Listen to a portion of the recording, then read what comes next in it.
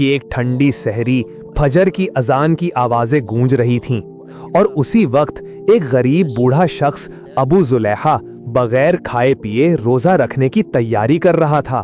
3 दिन से घर में चूल्हा नहीं जला था, बच्चियां भूख से निढाल थीं, मगर इस बूढ़े के हाथ में एक ऐसी अमानत आ गई जिसने उसके ईमान और उसके सब्र दोनों का इम्तिहान लेना था। और फिर ऐसा इनाम मिला जिसने उसकी पूरी जिंदगी बदल दी। रमजान की मुबारक सहर थी।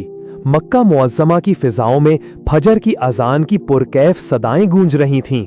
लोग बैतुल्लाह की जानिब रवाना हो रहे थे, मगर एक 60 साला गरीब बुजुर्ग अबू जुलेखा अपने घर में ही बैठा था। उसने बगैर कुछ खाए पिए रोजा रखा था।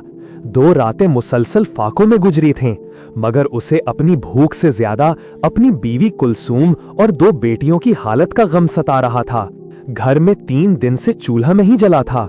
कुलसूम ने लरसती आवाज में कहा, अबू जुलेखा, बच्चियां भूख से निढाल हो रही हैं, अल्लाह का नाम लेकर बाहर निकलें, शायद आज कोई सबब बन जाए। अबू जुलेखा ने चेहरे पर सुकून लिए कहा, अल्लाह करम फरमाएगा। वो रोजगार की तलाश में मक्का के बाजार पहुंचा, मगर कहीं काम ना मिला। धूप तेज होती गई, प्यास और भूख उसकी ताकत छीनती जा रही थी। मायूस होकर वो एक सुनसान वादी में जा बैठा।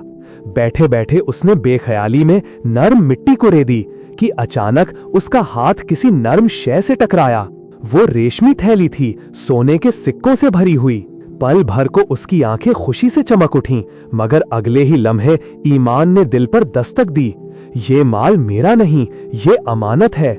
हराम का एक सिक्का भी कब्र की आग बढ़ा देगा। वो थैली घर लाया। कुलसूम ने सिक्के देखे तो बेइख्तियार बोली, कुछ सिक्के ले जाकर खाने का इंतजाम कर लें। अबू जुलेखा ने सख्त लहजे में कहा, नहीं, ये अमानत है, अगर तुमने इसे हाथ भी लगाया मैं तलाक दे दूंगा। रात फिर फाके में गुजरी।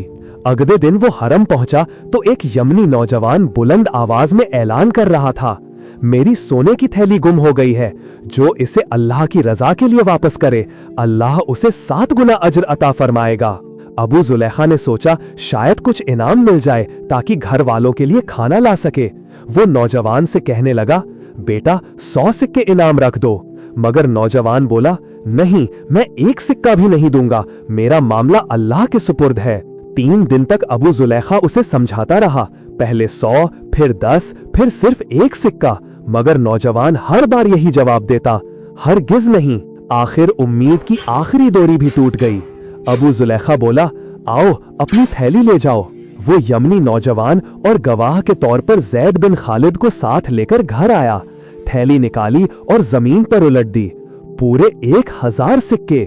नौजवान थैली लेकर चला गया। घर में गहरा सन्नाटा छा गया।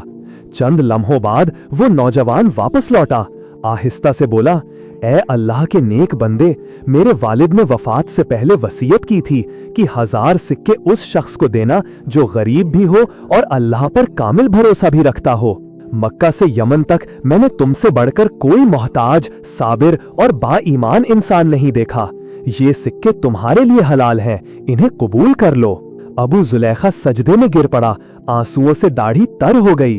उसने कुलसूम से कहा, देखा कुलसूम, जब हमने हराम के 1 सिक्के से खुद को बचाया, अल्लाह ने हमें हलाल के 1000 अता कर दिए। इफ्तार किया, नमाज पढ़ी, फिर कहने लगा, मैं किसी ऐसे घर की तलाश में जा रहा हूं जहां लोग हमारी तरह फाकों में हों। आज की नेमत उनके साथ बांटूंगा।